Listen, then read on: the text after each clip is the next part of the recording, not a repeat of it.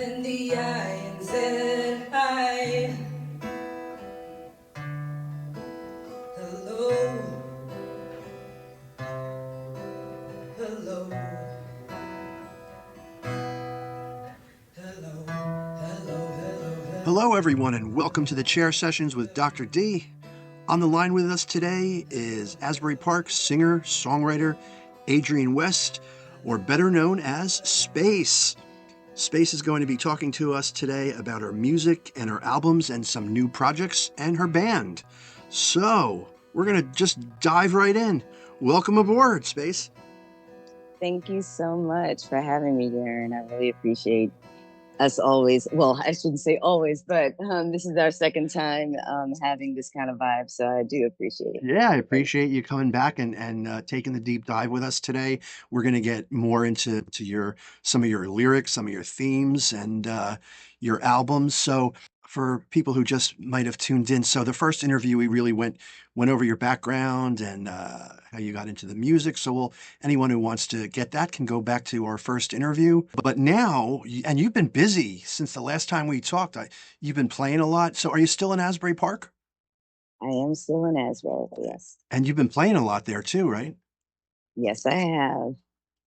Yeah. Everywhere I am invited, I play. Every venue that I've wanted to play, I have played. So I'm very grateful, blessed.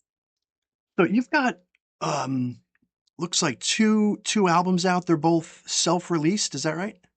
Yes, that's correct. And the two albums, Light and Darkness. Light was the first one. Let's bring the listeners into the light and tell us about that album, how it came together, how you got it together, the players, inspirations. So this album really came together like pre-COVID, and that was the time where I like really discovered the guitar and started playing, started writing my own music. And the first song that I ever wrote was about my grandmother being in a nursing home. She had dementia, and my family had to make that difficult decision to put her there. So that's the first song that I ever wrote. So a lot of songs in that first album were just like everything that was happening in my personal life or what was going on in the world. So I wrote DWB, which we will talk about later, but that was in the first album. That was probably the third song that I've ever written. Oh, really? And yeah. So, and interestingly enough, when I first wrote it, I was very unsure of it. I liked what it was about, but the sound was very different. So that's, like, it means a lot to me that the band that I have now kind of like recreated that, and the fact that it's still a topic of concern, driving while black. So it's going to be, that piece is just going to be a timepiece, I think. Absolutely. And so was that written during COVID? Yes, it was. Okay. And you said that was only your third song? Yeah. Well, you'd never know it. Seriously. It's the early days. And Light, the title song, Light,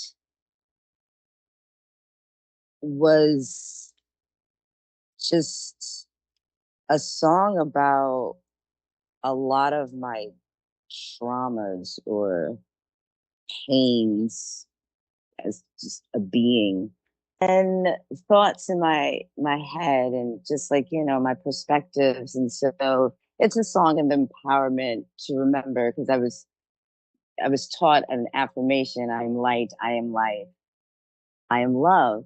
And so that's where that song came from. I really wanted to just like write a song that like lifted me up, but also talked about, the nasties, I'll call it. Yeah, you were confronting them in the music and kind of working through them, probably the catharsis part. Absolutely. So that's what that's what I meant when I said earlier, that was, one of the songs earlier. You said it was your third song, and I said you would never know it. And what I meant by that was that, those songs are so well crafted. I feel like the lyrics and the the intensity is there in all of them.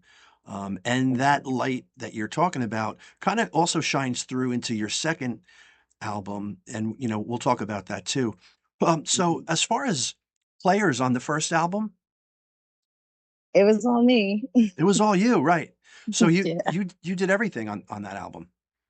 I did. I was young, wild, and free, and very ambitious. And I just quit my job in New York, and I'm recording and writing, and I didn't know much, and so I bought some equipment, and it was very raw, like just rhythm guitar and my Yeah. vocals.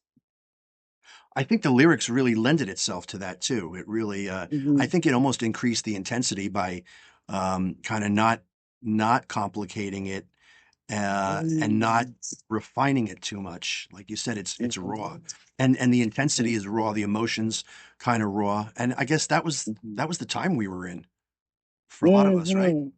Hmm. Hmm. Very much. Anything else you want to say about Light? Lessons learned from that project going into the next one? um I was still overly ambitious. And so I just wanted to get my music out. And I think I learned more after the second project, Darkness, Okay.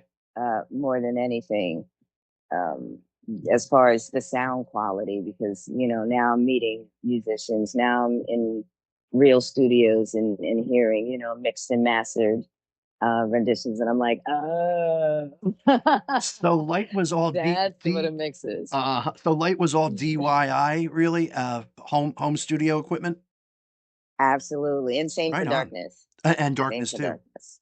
That's So cool. how did you transition from the Light to the Darkness, as far Um, as those two projects? yeah, it's so funny because the song Light I wrote first.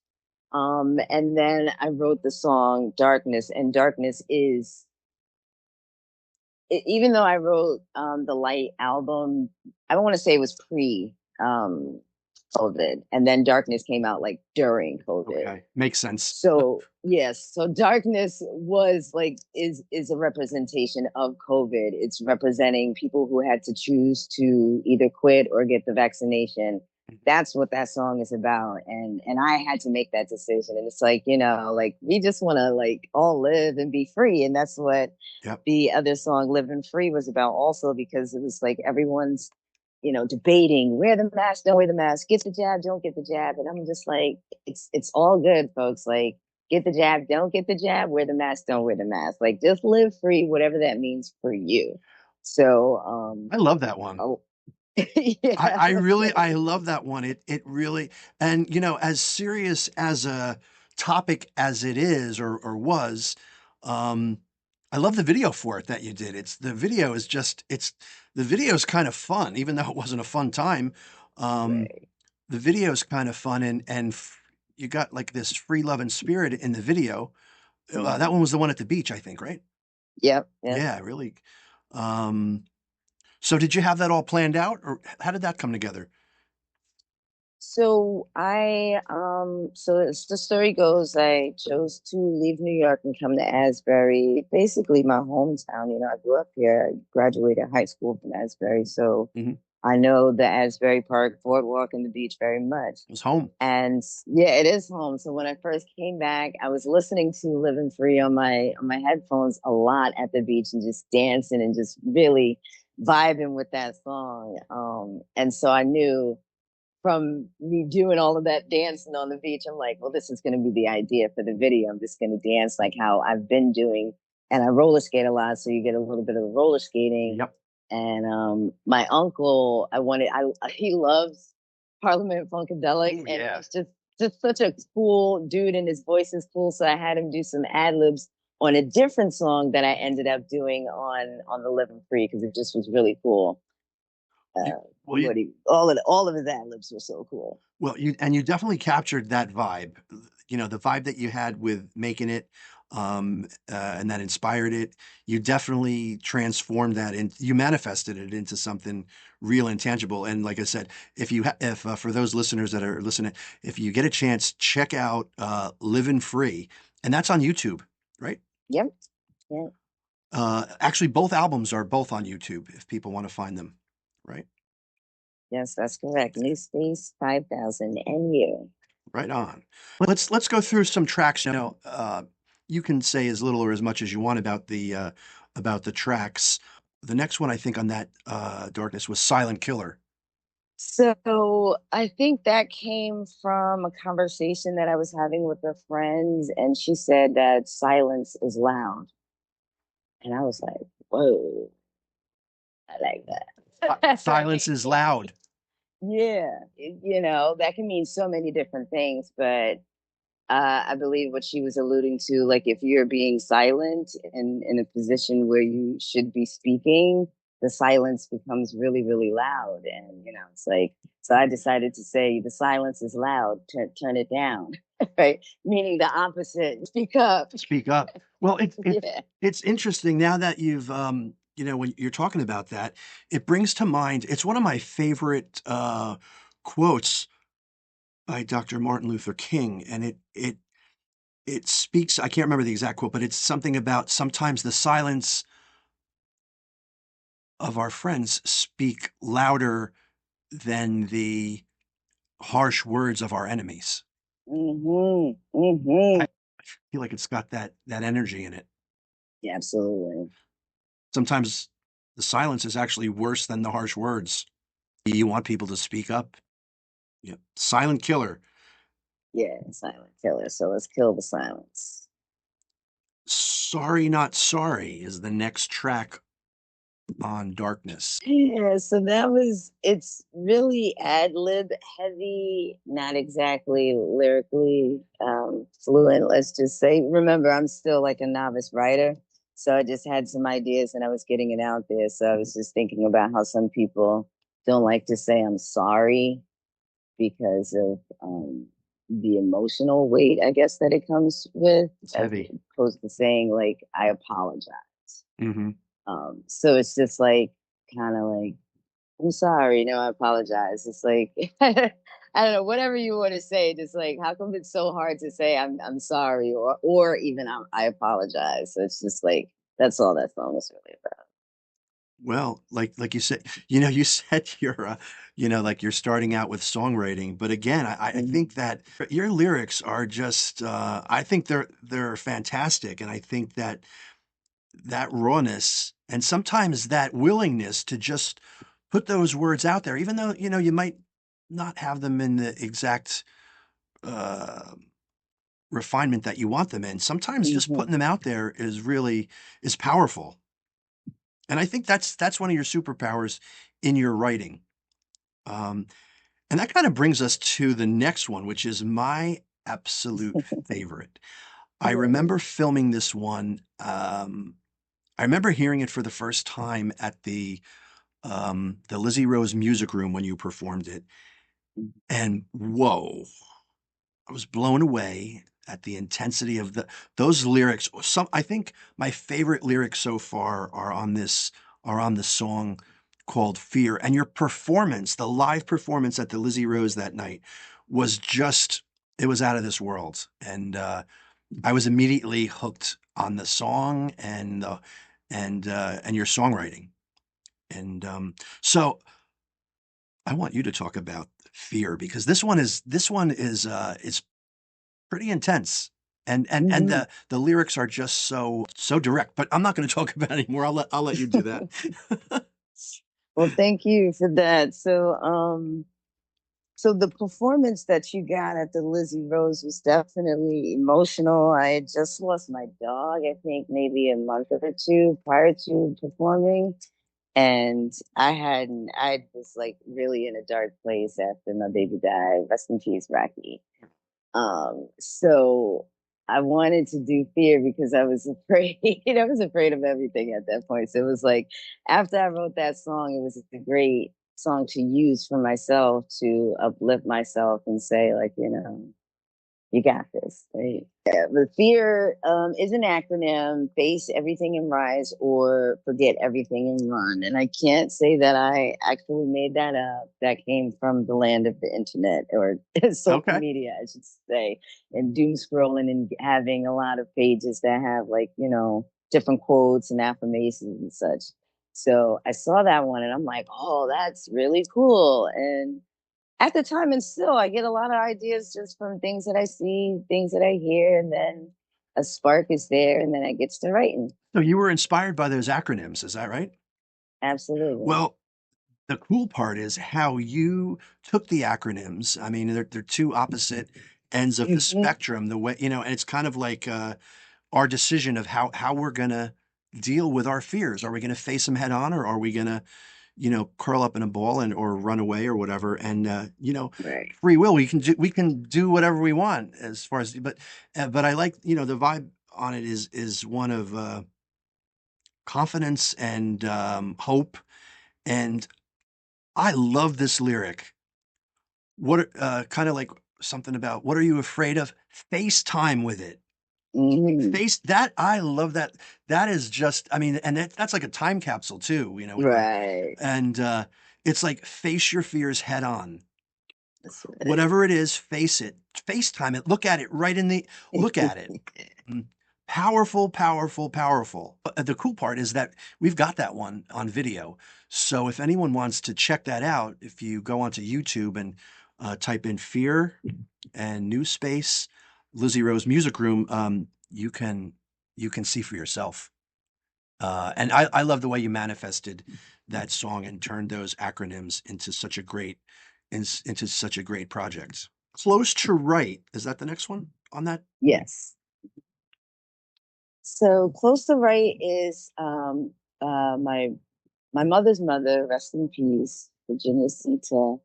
She was the coolest woman. She had all of these really cool sayings. And so one of her sayings was try to live as close to right as possible. So the rest is history. I All wrote a right. song from that. And Uh-huh. then I looked at all of the things that I wasn't living close to right as possible and just kept that idea of, like, I know it's possible, even though I haven't lived my life, right? These are some things that I've done, and I named them in the song.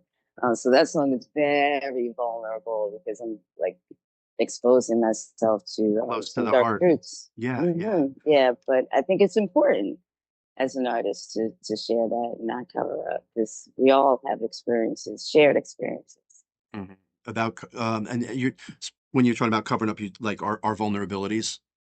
Hmm. Yeah, all those things that make us human that we like to guard ourselves from. Hmm. Right. That's the other thing I respect about your writing. You put it out there, and that gets back to, back to the fear song. You're putting it out there. It's like you confront it face to face head on, and you transform it into something musical with a great vibe and a great energy. The last track on that, am I saying Hakiki 137? Hakiki, hakiki, Hakiki. hakiki. Uh-huh. Uh-huh. So, oh gosh, all right. So that song is a really fun, just funny song. My nephew, when I moved back to Asbury, I should say, my brother's family was living in my mom's house, and I moved in with their family, and I taught my nephew and my niece how to play guitar. So he's fooling around on the guitar and he's creating the sound. I'm like, oh wow, I really like that. And I go to take my dog for a walk, and in my mind, I have lyrics, and it's all about just like how life is is a joke. You know what I mean? Like we look at life way too seriously. Like the Joker said, "Why so serious?" I think it's all about perspective. If you look at it as being serious and harsh and everything's horrible and that's what it's going to be. But if we look at it on the, always look at the brighter side of life, like Right. kind of idea, Yep. I kind of like in that goofy sense. But it's the sound of 𝐻𝐾𝐂𝐂 is really dark, but it's like a dark, like clown, like killer clowns from outer space almost vibe I was like trying to create. But like what I like most about, and I'll say about this song, is that I got a lot of my family members together to record, and there's a lot of different types of laughs on the record. So, and the purpose of the record is to make someone laugh, because like laughing is contagious. If you hear someone who has a funny laugh, you're gonna start laughing. Yep. That's the beautiful part of life. A smile is also contagious. Absolutely. Yeah. I mean, 𝐻𝐾𝐂𝐂. and laughter is great medicine. Mhm. Some of the best medicine. So that's Darkness. So Light, first album, Darkness, second album, both available on YouTube. Yes. Check out there's videos for a lot of the tracks we talked about. The track for Fear, Live and Free's on there. So now you've been really busy. You've been recording some or remastering some of the songs professionally. You've been playing a lot, different local venues. You have so the band's name, New Space. Is it a set band that you've been using the same band? The journey of New Space. So the players right now, an original member, �㽀𝑚 Williams, he plays keys. He really founded all members. Mm. So I met him at Lake House. He was a substitute for one of my teachers, and that's serendipitous because it's like, right? Like, how did that happen? But it happened, and I called him up and said I wanted to start a band, and so he introduced a drummer that is no longer with us musically. Okay. He's still on the earth, but he left the band for one reason or another. We had an original bassist that left the band for one reason or another, and we invited Dan, who is our lead guitarist, who's been in the band from the beginning, and we now have Stan Luke on drums, who replaced the original drummer. And so that's what we're calling Core 4 right now. Myself, �々𝑚, Dan, and Stan. Nice. The Core 4 of New Space. That's right. Nice. But we also have invited Vaughn, who's a saxophonist, and Mike Bustamante, who plays lead guitar. Also, he's from Prodigal Son. So, like, Okay. yeah, we're like inviting some other musicians in to kind of like also build the sound. And you said Vaughn's playing sax? Yes, Vaughn. I don't want to screw up his last name. I think it's Stavropoulos. Yeah, and he plays with the Billy Walton band regularly, correct? Yeah, he does. And he plays out there a lot too. He's with amazing. He really is. So you've been playing a lot with the bands, and you're doing some new recording now. And when you mentioned the Lake House earlier, for those who are not familiar, Lake House Recording Studios in Asbury Park, New Jersey, right? Shout out. Mm-hmm. Yes. So can you tell us what you're working on? Yes, we have already recorded. We are just waiting to put it out. We've done a cover of Fast Car that our followers really, really enjoy. So we're putting that out. The DWB we already put out, so you can check that out. It's streaming everywhere. Yeah, tell us a little bit about DWB. All right, so yeah, we went to Lake House and we did the damn thing. We recorded it with all instruments as opposed to the first time where I did it. We got the drums, we got lead guitar, we have the organ, we got piano, we got lead, harmonies, and nice. It's out now. It's my first, like, what I want to say, official song being put out with the behind the band New Space. So that's super exciting. Now, you said DWB was written a while ago, right? Yes. So tell us how that one came together. That came from George Floyd. Yeah.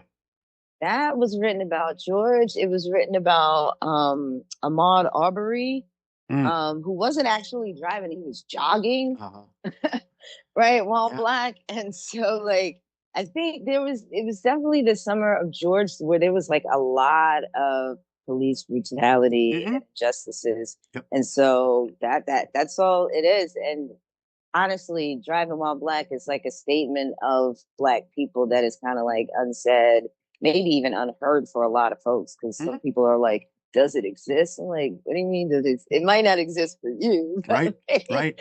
it's It's a just, powerful song.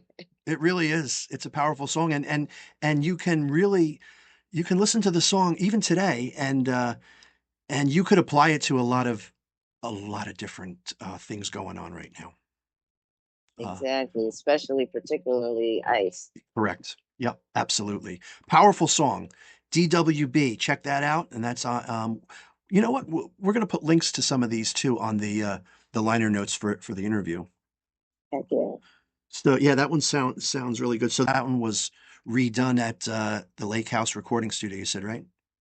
Yes. And then we have two others that we're sitting on. I'm super excited to put out in October. It's called Living Dead. It's very zombie themed. That's why we were holding on to that one Cool. so we could be a part of the zombie crawl in Asbury. Yeah. Coming up in October, right? Yes. Big event. So big event. Can you tell us a little The bit more about the song? Yeah, it's Yeah, tell us a little bit about it. again, life crises. Like my brother said, if you ever you're happy, I'm not sure what kind of songs you're gonna write. I'm like, be happy songs, I guess. Like, right now, Living Dead is about my life. Right now, I'm working two jobs. I work at Sephora and I work at the high school. I'm teacher's aide, Uh-huh. and being in the band feels like a third job for sure. So, you know, just living like a robot and going to work and not really enjoying life is what that Yeah, that like song is being on about. autopilot. Yeah. Being on autopilot, and it kind of like the opposite of mindfulness, where you're just kind of going through the routines, where like you said, like very robotic, and Gotta uh, touch some grass. yeah, and it's like people talk about the zombie apocalypse, like one day the zombie apocalypse, but you know what, we all can get caught up into the zombie apocalypse right now. Some people are stuck in it as we speak. I mean, sometimes, we probably all can catch ourselves when the world is going so fast and we're rushing around, working hard, trying to pay bills, trying to keep up different Mhm. obligations and things like that. It's easy to get caught up and be not mindful and to get just start going through motions. And when that becomes the pattern, guess what? Mhm. We're in the zombie apocalypse when we're Yep. just acting like robots. We're not feeling anything. We're just Yeah. going through, so that's what that's about. Yeah. Can't wait to hear that one. Yeah. And great timing on that one for the zombie walk in Asbury Park in October. Yeah. And there's another. So the last one, we're saving this one for last, right? Hmm. Is that Shoreline? Hmm. Yeah. So tell us about Shoreline. Great video. Thank you. So I don't post a lot of videos like that. I I don't know. I'm not. I think that's going to be my next song, actually, about content creators and how you're supposed to post, and I'm opposed to posting, and but you're supposed to post, to post, to post, to post. Like I'm like, all right, whatever. But So, either way, like so the full I song's needed to not out. post that one. Yeah. So, but did you put No. the full song's not out there? It's like a clip, a snippet. Yeah, it's just the raw. Yeah. I wrote it, and I felt like it was more important to just do that kind of raw video so that people could hear it and acknowledge this thing that exists, for lack of better terms, right? And that's dark depressive feelings of suicide. That's what the song is about, Shoreline. So again, kind of confronting these kind of tough, vulnerable topics in your music. Yeah. So the song's written. The whole song's written. You've got The whole song is written. It's just a matter of time where probably more space, right, will be allowed for me to really, you know, arrange it properly because it's still like, You're still working through it. yeah, It's kind of like it's almost, and it's funny because it's like working through the actual feelings. It's by working through the music, you're actually working through the feelings. absolutely. So that's how the song was written. I was not having the greatest thoughts. I was feeling suicidal. Thank goodness I didn't commit. Mm-hmm. And I came home and my spirit led me to my guitar. I just picked it up because someone had said, "It's not that bad. Don't jump." Is what someone said to me actually. And that ends up in the song. Mm. So in my head, I'm repeating, if I were unalive, if I were unalive.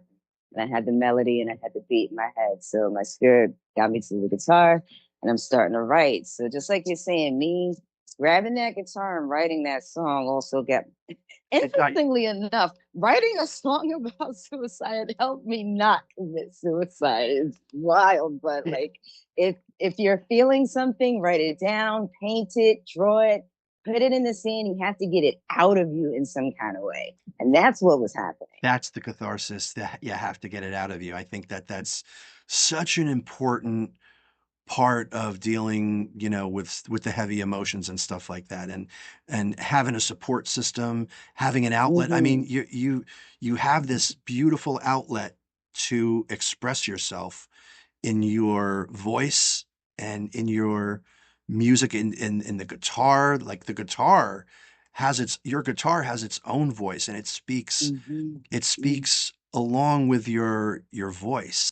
It's a beautiful synergy. And so accessing our inner resources, Mm-hmm. to overcome the difficult stuff. And of course, obviously in extreme cases, you want to reach out to somebody, whether it's a friend, family, or a Yeah. professional, if it's something that is going on for a long time. Mm-hmm. You've got your music as your superpowers and your internal resources. We'll take an even deeper dive now, if that's okay. What would you Sure. say are even some of your other your resources, your internal resources that help you manage and mediate some of the darker, thoughts? Yeah. So not too long after that song, my aunt, my father's sister, Aunt Bambi, we call her, she reached out to me and was like, "Girl, you okay?" She's like, "I've been listening to Buddha. Like, here's a video about Buddhist teachings or whatever." So I've recently been using that as clutch. Anything on YouTube with Buddhist teachings or Mm. learnings, I'm all for it. Zen music and like you said, being mindful and truly like being present and being aware of my breath and knowing that I am the vast space that I am and my thoughts are just clouds, just like, right? So it's a stormy day, cloudy, but those will disperse because they're not tangible, they're not real. Yes, and one of the mantras I use a lot, and like yourself, I like to follow some of the Buddhist mindsets. I think Mm-hmm. my big Mm-hmm. one, I use this all the time, uh, is peace is every step. Yeah. Buddhist mantra, Thich Nhat Hanh, peace is every step is the book, and it's a great mantra when things are very, in a lot of turmoil. I always have to remind myself peace is every step, and sometimes I just repeat it. I repeat it to myself. Mm-hmm. I practice something called mindful walking, Okay. where I use the pieces every step mantra. With every step, it's a four-step, series of four steps. Peace is every step, and you just keep walking, and everything has a way when you're just repeating and focused on peace is every step. Each step is one of those words. Everything else seems to reset it. It's like hitting the reset button, Uh-huh. Uh-huh. and I like that. the other thing too is asking for help is a big one. A lot of people, it's hard to ask for help, when we're struggling Mm-hmm. with something, but um, it's very important to reach out. And it's great when people in your life realize that you might be going through something and they reach out to you. Makes it a lot easier, right? Absolutely, yes. As far as like self-care, how do you, you talked about like juggling all these different roles, musician, and you're writing songs, you're working in the school, working in retail too, right? hmm How do you manage all that? What else is part of your self-care? You've got the music, sounds like you've got great support. Yeah, I honestly, after writing Shoreline, my perspective shifted completely. And so the work that I was looking at as work was work because it was in my head work.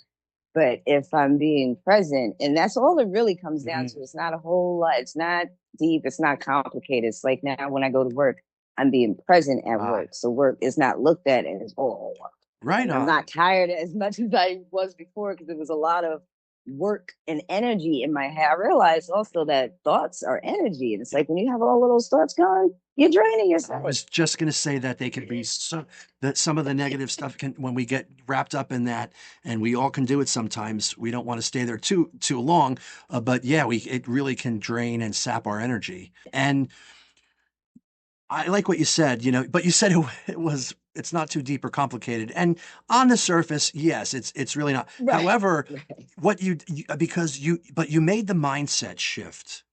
Mm-hmm. The situation didn't change. It's exactly the same as it was. But what changed That's was right. your lens.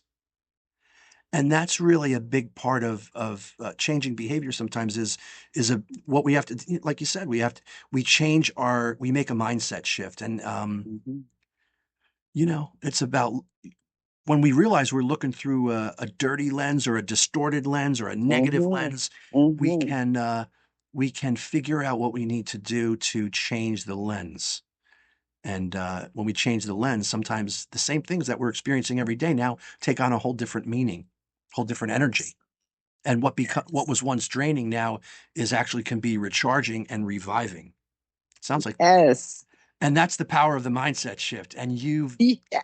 superpower. Love it. Yeah. Oh my goodness. Love it. Love it. Love it. Maybe, like they say, it takes, in the darkness, right? Because how else are you going to see the light if it's all bright out already? That's right.